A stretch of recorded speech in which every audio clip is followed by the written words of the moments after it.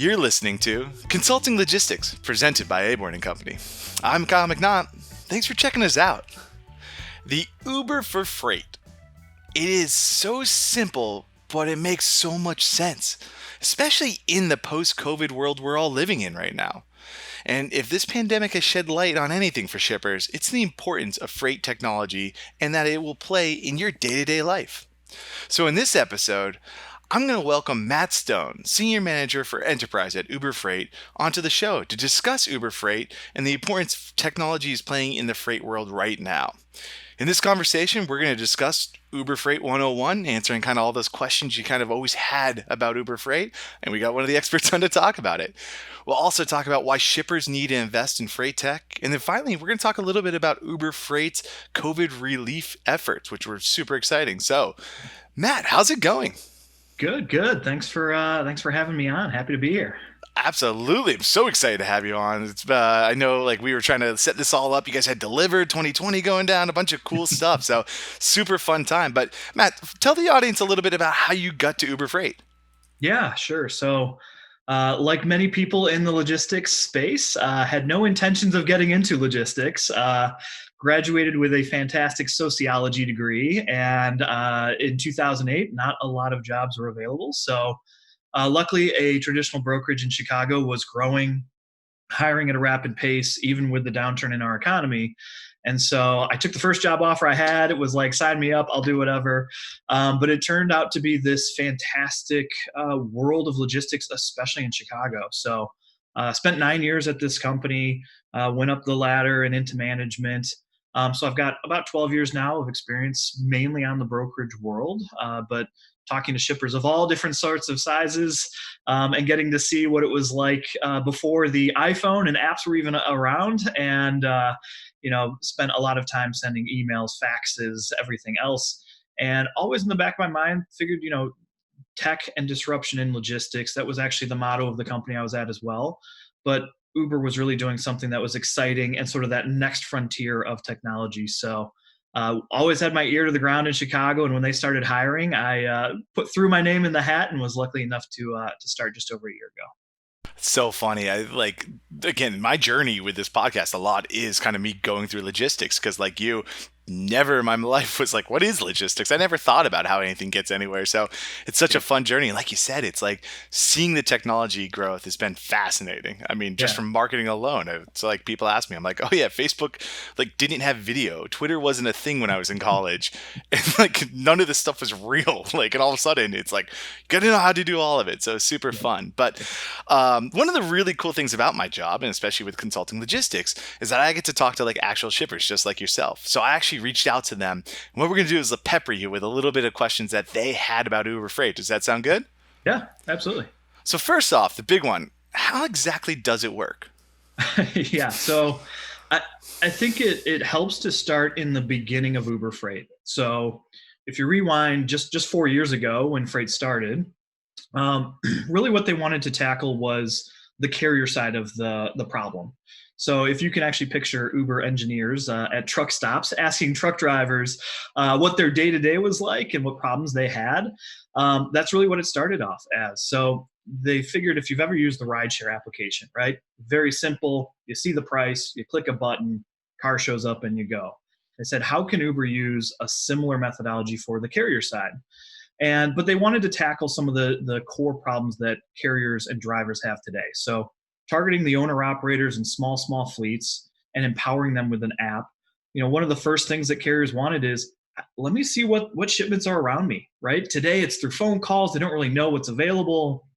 And so the application first simply lets them know what shipments are close by to them, where they're picking up, what facility it is, where they're going to, what time of the pickup, what the commodity is, the weight, all of the information that a carrier wants to be able to make a decision.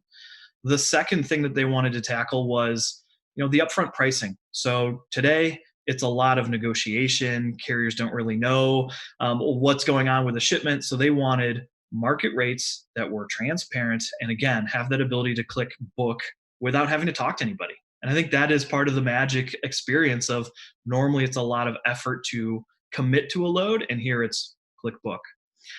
Second thing, of course, is just having that ability to self-dispatch yourself. The GPS tracks you while you're in, so you're not dealing with, hey, are you close to the shipper? Hey, where are you at? Hey, did you get loaded? Are you in transit? Where are you at? What city?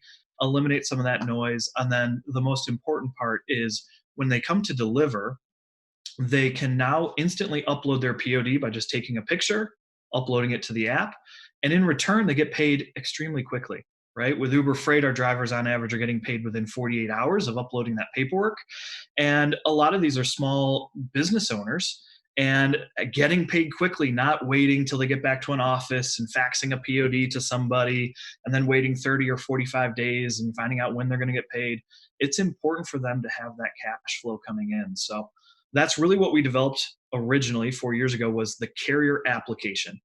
And we wanted to cater to the carriers.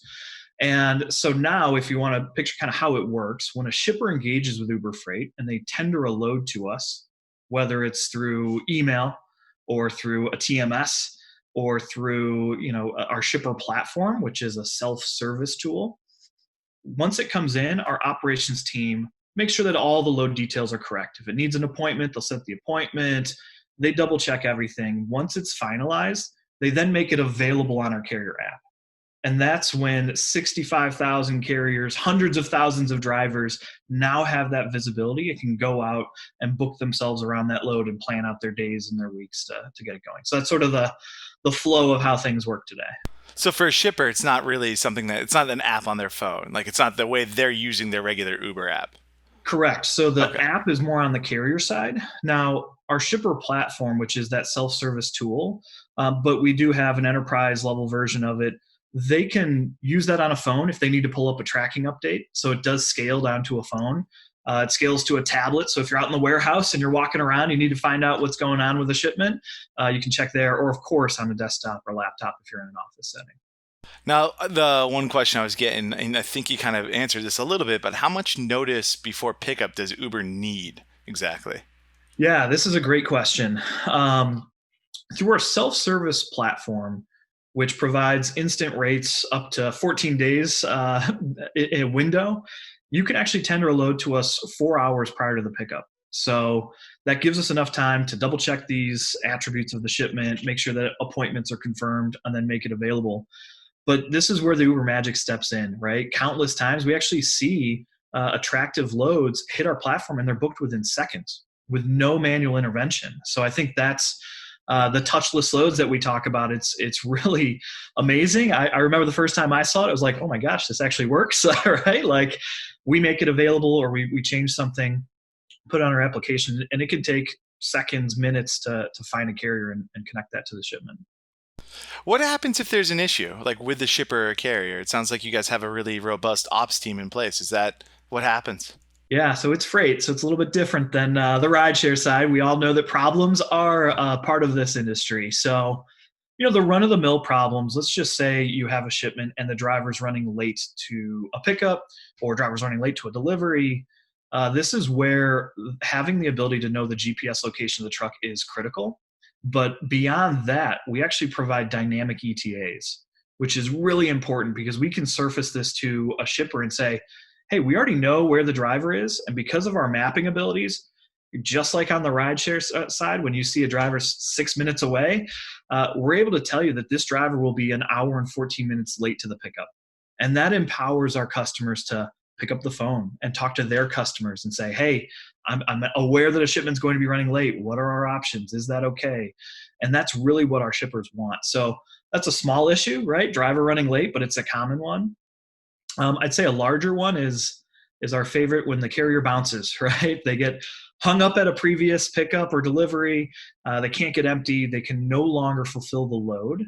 And so they have to remove themselves. Now, again, I love Uber magic here. They actually can bounce themselves from a load. So as soon as that driver understands that they won't be able to fulfill their next shipment, they can remove themselves from the Uber shipment.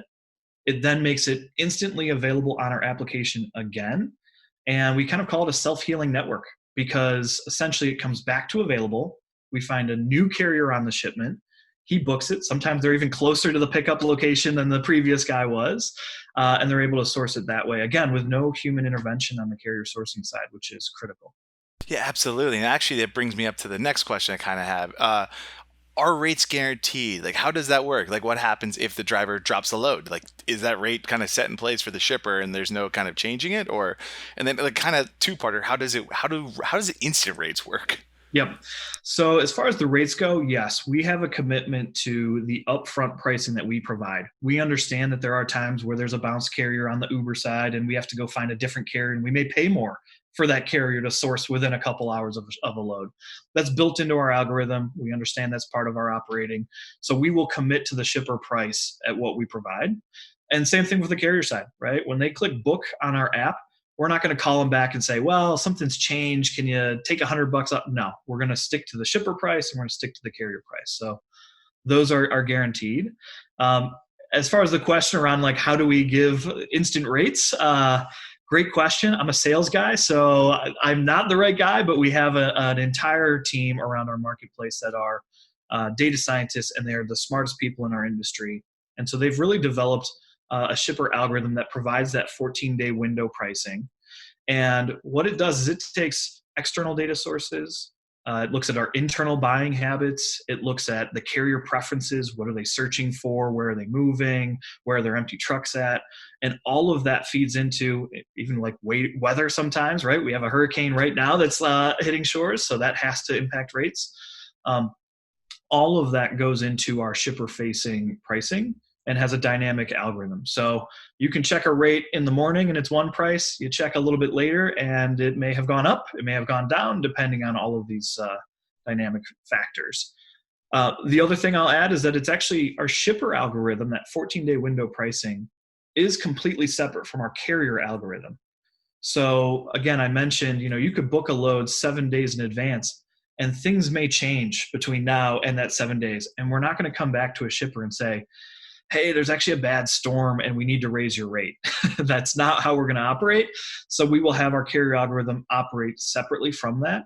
And if we end up taking a loss because at the time the load needs to move, we pay a carrier too much, that's just a learning moment for us. And so our dynamic marketplace team learns from all of these loads, all these shipments that we do to get smarter in the future. I mean, those guys must be rock stars when they go to conferences, huh? People probably are like, how are you doing this? Like, I need to know this type of stuff. But it's going to play into what we're going to talk about a little bit later. But I still got one or two more questions. But yeah, that's fascinating, especially just the incident rates. I mean, that's the thing. That was the thing I heard hands down. It's like, how do these incident rates work? Yeah, a lot of smart people put a lot of time and energy into it. Yeah. Just like you. That's like I let the smart people deal with that Yeah. stuff. I'm like, I'm gonna try to say what we're doing and hopefully I don't butcher it too much. How about like so the big thing, like especially when it comes to digital connections, is like getting that information and spreading that across your platforms. How does a shipper get shipment information into their like ERP or WMS? How does that work with Uber Freight? Yeah, so we're going to be flexible, right? Different shippers have their own unique needs. So we always prefer the automated electronic connections. EDI is sort of the standard, but I mentioned that 14-day window pricing, and you may have seen some headlines out there about our pricing algorithm via API.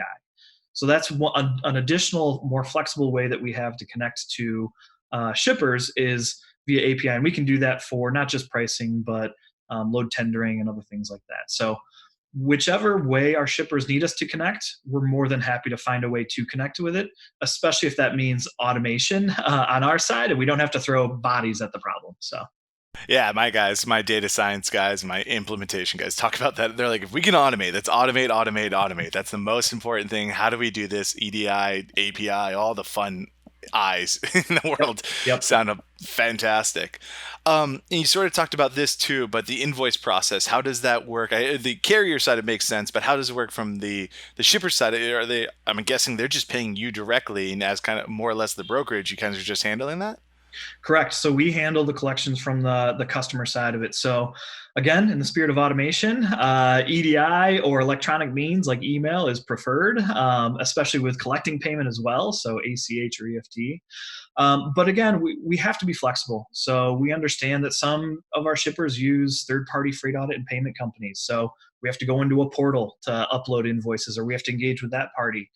And then for our smaller shippers, actually an extension of our shipper platform, we have a partnership with QuickBooks. So these these small business owners that have to manage all of these, invoices from all their vendors, we have a quick plugin so that they can get that invoice directly into their QuickBooks. That's awesome. It's one of those just like paying attention to the thing. Lastly, and this is just mainly, this is the thing where I know I'm like Uber is all about ratings and stuff. How does ratings work in Uber Freight? Like, is that a big part of it too? Yeah, I hope you have a good rideshare rating, right? I think I do. I'm pretty sure I do. I also have had to let friends use it once in a while, so I get in trouble there. I'm like, thanks a lot, you jerks. Yeah, so this is actually one of my favorite topics with shippers, because this is a data point that is really unique to Uber. So we now have over 1 million reviews on warehouses. So this is an area where we can provide back to shippers not only the star rating, just like on the rideshare side, 1 through 5, but verbatim comments that carriers leave about their experience at the facility. So we all want to be a shipper of choice, right? That's a huge area of investment, especially in times like these when you need these carriers to come through for you. And so being able to offer a shipper a rating of their facility and then the verbatim comments, and it can get very detailed around, things like not just short wait time or short load time, long wait time, but no facilities, no bathrooms, overnight parking is available or not available. This is an opportunity for drivers and carriers to talk to themselves. They don't really have an outlet for this. So when I talked earlier about when a driver's booking a shipment, they get to see the facility rating. They get to see what past drivers have said about that facility. And one of my favorite stats that we published last year was, on average, if you have a facility that's below 4 stars, it takes 18 views on our application before a driver says, I'll take it. If you have a facility that's over 4 stars, it takes 8 views before it books. So there is a direct correlation to the drivers that are willing to book the shipments when they know the experience will be easy, right? Drivers have hours of service, and sitting somewhere, not getting loaded or having a painful experience actually costs them money out of their pocket. So it's important for them to know where they're going to pick up and then be able to leave these comments for other drivers and other carriers to go. What about from the shipper side? I didn't kind of like, I'm just thinking about this, but how does a shipper get to, what happens? Can they respond to these ratings? I think that's something that probably scares them a little bit. It's like, oh no, like, Yeah. I got to be all of a sudden like, no, this was just a one-off. We were doing like someone blew up the bathroom and that's why we had no like on-site facilities. Like, can they respond? So it's sort of like with Yelp and small business owners, right? Like one bad review, what's the impact here? So today we don't have an actual way for a shipper to rate a carrier. We've been talking about that though quite a bit, but yes, we have all of the data points to say, hey, the review was left by this carrier. So some of our more engaging shippers are actually getting this data, reaching out to that carrier, finding out what their experience was actually like, and addressing with that. Because what we also notice is that these carriers that come back, right, they want to continue to haul loads, and they'll do it for less money potentially, so you can purchase better if they know their experience is good. So having that ability to address a negative comment is part of the critical feedback loop. I mean, it's all about being that shipper of choice. You're establishing relationships. Like, I'm sure that's one thing that a lot of shippers are scared about is like, I like to have the same guy come into my docs. I like to kind of have the same like familiarity. All of a sudden I'm in this app. Like, how do I build that? But it sounds like Uber's really like Uber Freight's definitely looking at this and really helping some stuff out. Yep, absolutely. Because one of the big value propositions we bring to a shipper is we have a whole different segment of carriers that maybe have never engaged in your RFP. They've never seen your doc before. So we want to help these carriers have a good experience at your facility. We want them to know the process. Everybody's got to check in at the gate, go around back, go to this dock. And, it's new for a lot of these drivers the first time, but we want them to continue to come back to your facility if you're taking those steps. Absolutely. And so I think that's all the questions I got sent. So sorry for hitting you with all of them, but I think it was fascinating. Like, honestly, you hear Uber for Freight. Again, it's so simple, but it's one of those things of like, there's definitely a lot of questions people probably still have in their mind. They get it. Uber for Freight makes a ton of sense. Like, there's truck drivers, no one wants to drive empty. How do we make sure that we're kind of finding the capacity, finding the loads, especially now? Yep. But like, it definitely is fun to be able to talk to a representative and really get to hear from you, Matt, about kind of what Uber is doing. But I think I want to go back to that thing we were talking about, which is freight technology and why it's so important. I mean, it's Yeah. something like investing in technology we've been talking about and preaching at Consulting Logistics for a while. But why do you believe it's so important, especially in today's world?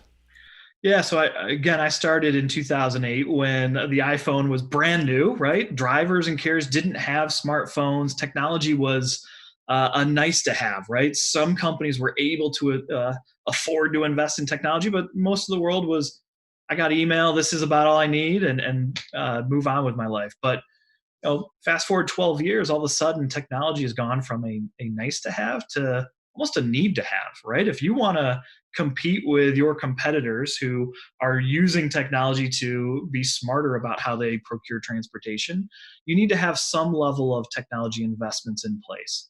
And it doesn't need to be overwhelming, right? There's a lot of tools out there now that are free to use or are trials. So it doesn't have to be some like I'm cutting $1 million check for Oracle, right? It doesn't have to be that. It can be something that's much smaller and in place. So I think that is step number one. But also, like today, with the way truckload and transportation costs have skyrocketed due to the pandemic, I mean, now more than ever, the shippers who are thinking creatively and using technology and trying to think outside the box are the ones that have a competitive advantage in the market. And the ones who are maybe laggards or a little bit farther behind are the ones who are struggling to figure out what's happening and make changes quickly. I mean, this came on, instantaneously. In March, we saw a skyrocket in rates, and then in April, it was historic lows. And carriers were marching on the White House saying we're not getting paid nearly enough for the job we're doing. And now here we are in October, and the rates are the highest they've ever been. So you need to be able to have some level of technology to understand these market changes and then adapt quickly to them. Yeah, it just happens so fast. I Mhm. think one of the interesting things though, like, is I think a lot of shippers, like we say, right? At this point, it's almost impossible to really skip investing in technology. Like, Mhm. if you do, you're really making a point somehow. Like, you were going as hard as you can. But I think a lot of them have had that initial investment, and they have a platform, but it's operating at kind of the basic level, especially in their environment. And they're really missing out on some of the truly game-changing elements of technology. I think the big issue really boils down to time and how little of it shippers have. So, what are some easy steps for shippers to just take and learn and utilize more of the technology they have? Yeah, it's an awesome question because I find myself in that same boat, right? I wish I had a third hand and 10 extra hours in the week to get everything done. Um, I think the best advice I can give here is it's so easy to get caught up in the whirlwind of your day to day job, right? You're putting out fires, you're responding to problem after problem after problem, and all of a sudden the day's gotten away from you and you've done what you needed to do, but nothing additional, right? Projects, investments, all that get put on the shelf.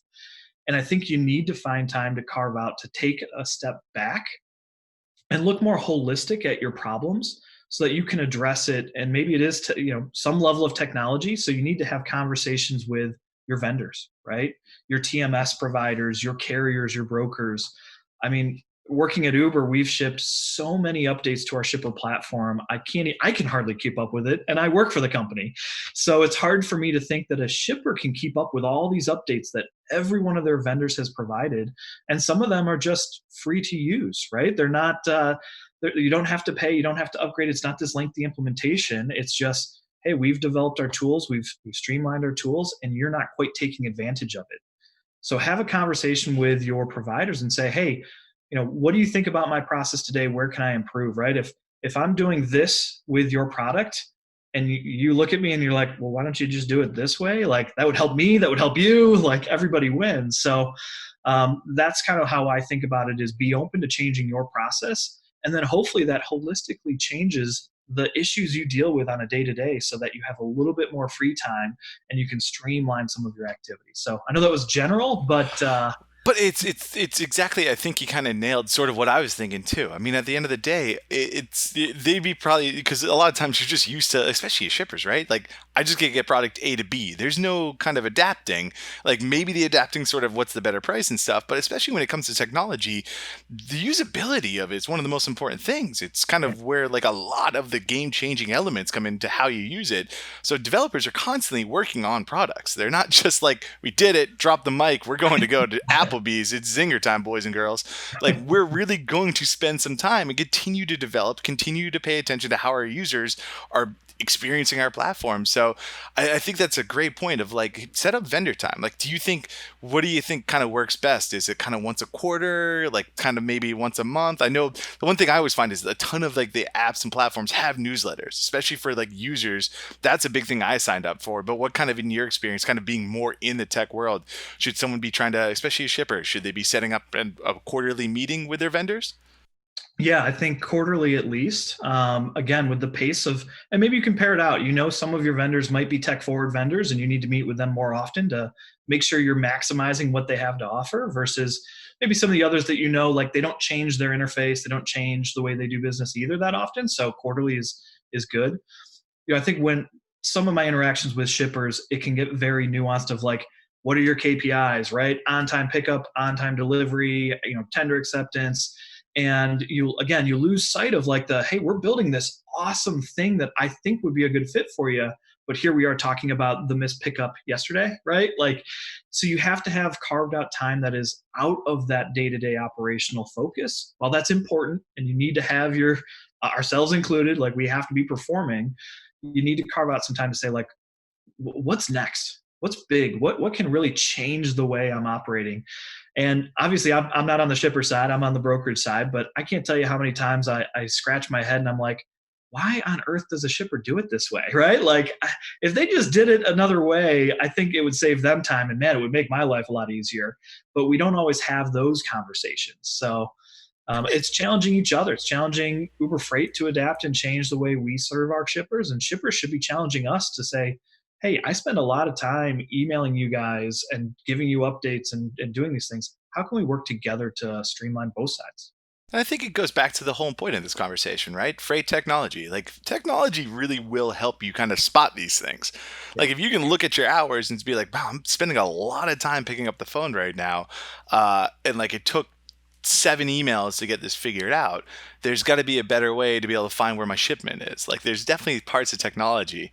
I think the one thing too, like kind of flipping it, like yeah, definitely plenty of people have invested. But the cool thing about Uber Freight, right, is most people have like gotten at this point, it's kind of synonymous. Like Uber is like everyone kind of knows what's happening with there. So you're probably getting more of those non-techie people to start jumping into the water for the first time.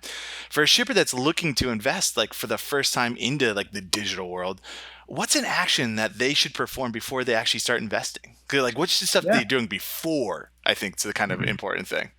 Yeah, I think understanding how our network can benefit what they're doing today, right? Are they having challenges finding new carriers and new brokers, or maybe they only need one or two to get the job done, right? Like understanding what their priorities are, but then having a diverse portfolio of those providers. So if you have uh, one or two or three of the large brokerages already on you, you probably don't need a fourth, a fifth, a sixth. They're all kind of generally drawing from the same pool of carriers, and it's about their relationships.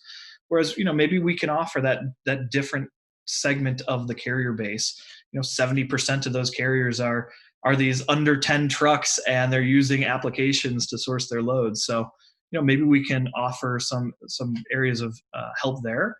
But there's very little investment, right? Our shipper platform, for instance, it's free to use, right? I think you need to have a 10-minute conversation with a representative to get access to it.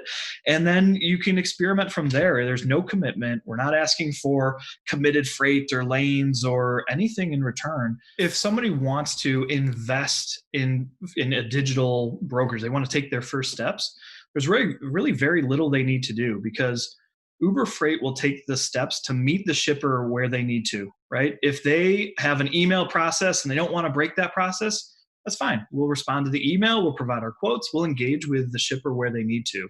If they have a TMS, we'll go in through the portal, or we'll connect via EDI, if they have email, or if they want to use our shipper platform to test out a load. There's no commit from their side. They don't have to give us $1 million worth of freight to do this. It's try a test load and make sure that the cost and service are where it needs to be. And then you get firsthand experience of like, wow, having this real time tracking at my fingertips could actually really help my customer service team or help myself understand what problems before they happen. So very little investment is needed to try us out. I think, like you said, it's just understand your challenges, right? I mean, that 10-minute conversation with like one of the Uber guys is going to be a million times. You're going to be already setting yourself up for that kind of like getting past the initial development. If you actually know the challenges, so they can be like, oh, okay, no, so this is what you're going to want to try to do because this can help you solve this challenge. Yeah. I mean, we hear it all the time from people with a very manual process today. It's like, hey, would it be easier if you wanted to go online? And we hear most people say yes, but there's a lot of people who are like, that's a separate tool. It's another step in my process. I can't do it that way. And we're totally fine with that, right? Like, all right, then let's start with your email chain, but we'll give you the platform if you need to track, right? You don't have to call us or email us. Maybe this is a better way for you to track a shipment. So, and then all of a sudden they get more comfortable with the tool and the light bulbs start going off. They're like, I'm starting to save quite a bit of time. I don't have to call my representative. They have to call dispatch. They have to call the driver and then relay that information back to me. And by the time I get the update, I need to know where he is again, right? He's already moved. So it's those little things that the light bulbs start to go off. And again, it's very little upfront investment, and it's something you can continue to grow and adopt your process. It doesn't have to be a major change on day one. Absolutely not. I mean, that's the best part about technology, like that's out of the box most of the time. Yep. But I guess let's transition. I know it took you too late, so I feel bad. I know you got plenty to do. But I recently attended the Uber Deliver 2020 conference, and one of the cool things you guys had, especially because I'm East Coast, so the time difference was a little off. I got to kind of look at some of the pre stuff, but you guys had a video package of all the cool things Uber Freight's been doing to help with COVID relief. Talk a little bit about what Uber Freight has been doing to just help the nation. Yeah. So when March hit, I think a lot of people that come to Uber Freight as well, like it's more than just a job. It is a desire to affect change, whether that's helping the environment through eliminating deadhead miles through bundles or any of the various ways that Uber has been able to give back. I think there is a desire from most employees, if not all employees, to have an effect bigger than just connecting a carrier to a load. And so when this happened in March, we really gathered around our mission statement, which is we simplify the movement of goods to help communities thrive. So I think gathering around that mission statement, this was an opportunity for us to do something greater than just moving freight. And so when this first happened in March and everything started shutting down, right? I was at work one day and then I got the email saying, don't come back, right? Like for maybe a week. And then here we are 6 months later. We had the luxury of working from home. We all had the equipment to work from home and be scalable that way. But our truck drivers don't have that luxury. They have to be out on the road, and restaurants were shutting down, truck stops were shutting down. I mean, they were really in need, but they were critical to keep the economy moving. So the first thing we did was we started a Thank a Trucker campaign. And we partnered with some nonprofits to actually donate 10,000 care packages. So things like PPE and cleaning supplies to keep them safe while they're on the road doing the mission critical deliveries that we needed. So that was step number one. That was the first thing we did. And then Uber Technology, the rideshare side, came out with a Move What Matters campaign. And they really started to donate money. They came out and said, don't take our rides unless you are critical, right? We gave out free rides to healthcare professionals to get to hospitals, and we wanted to move what matters. And that extended down to freight as well. So part of what we did was we decided to look for organizations that were willing to donate goods, whether that was food, supplies, or PPE, or anything that was in need that they were willing to donate. And we covered the cost of those goods to donate that product. So $700,000 worth of goods, worth of freight was absorbed by Uber Freight to move these donated products. And part of this was our Feeding America partnership that we had. And we actually have another challenge. So between now and the end of the year, we need to move 10 million more pounds of donated goods, and Uber's willing to cover the cost of that. So again, trying to help the communities that are in need. I think we all recognize that we have a special role in connecting, water bottles to affected areas for hurricanes, or food to pantries to locations that are in need during the pandemic. This is something that goes beyond just freight, and we are happy and willing to volunteer to help out those in need. Yeah, I mean the trucker side alone, like the stuff because you like the one thing I didn't even think about it, but I started talking to an app that does like truck parking, and they're like, yeah, truckers don't have access to healthcare. Like they're not not healthcare, health facilities. So Yep. the whole thing with Corona was like finding like going to your doctor if you need to, but otherwise staying in. They're just driving, so like they don't have the hours of service. They pull up to a Walmart and all the shelves are bare. What are they supposed to do? It was one of those like you weren't thinking about it because you kind of were in your own head of like, oh yeah, like I'm going to my grocery store. I gotta find toilet paper. But Yep. like when you're kind of listening to like, oh my gosh, the truckers are really doing such a vital service and they don't have these things that we're starting to take for granted. It's like, wow, I didn't even think about that type of stuff. But Yeah. it must be awesome to be able to like know that like you're working from home and like you're not getting the connection, but you're like, wow, man, we're still doing something really cool. Where it's not just like the one day we go out for the office and pick up trash or anything like that. You get like Uber's really dedicated to helping something. Yeah, I mean, we've interviewed drivers, and when this was all starting to happen, I mean, they can't go through a McDonald's drive-through, and the inside's closed. What are they supposed to do? They really had very limited options on what they could do. So another great example was Uber Eats. So partnering with Uber Eats to have $50 vouchers for our drivers to say, order food, get it delivered to your truck, like whatever we can do to help you while you're out there. So yeah, I think having such a commitment to the driver side of our business is a huge part of our mission, because without those drivers, without the carriers on our platform, we'd have nothing to offer. And that's where we're going. I mean, we got to have giving truckers technology is the most important thing. As we kind of grow and as we kind of go as a nation, we're going to need all that stuff. So it's really cool to be able to talk to you, Matt, and kind of hear everything Uber's doing. So I got to wrap up. I know it took you way too long for this, so I apologize for that. But tell the folks where they can kind of, first of all, if they want to get started with Uber Freight, where should they be going? And then how can they get in touch with you if they have additional questions? Yeah, I mean, if you want to learn more, if you want to sign up for our shipper platform or engage with us in any way, the easiest way is uber.com/freight. So that's step number one. But of course, my name, Matthew Stone, look me up on LinkedIn or Facebook. I don't even care. Just reach out to me. But my email is mstone@uber.com. So feel free. If there's any inbound support, I'm happy to route you to the right people on my team to get you help. So shipper, carrier, I don't care. I will help you guys however I can. That's awesome, Matt. Thanks so much for joining me today. Yeah, appreciate it. You having on, and hopefully next time it is in person out in Boston. So You're missing right now is the good time in Boston. Well, as you know, in Chicago, like we're in the fall. This is where you want to be here. So fingers crossed. We got 2 weeks of good stuff right now. Yeah, So exactly. We're peak foliage, folks. Let's go. Matt, thanks so much for joining me today. Awesome. Thanks, Kyle. All right. Have a great day. And that's our show. Have a question about Uber Freight that I didn't ask? Leave it in the comment section. We'll be sure to answer it. In the meantime, subscribe and share our show. Thanks for watching Consulting Logistics. I'm Kyle MacNaught. Rock and roll.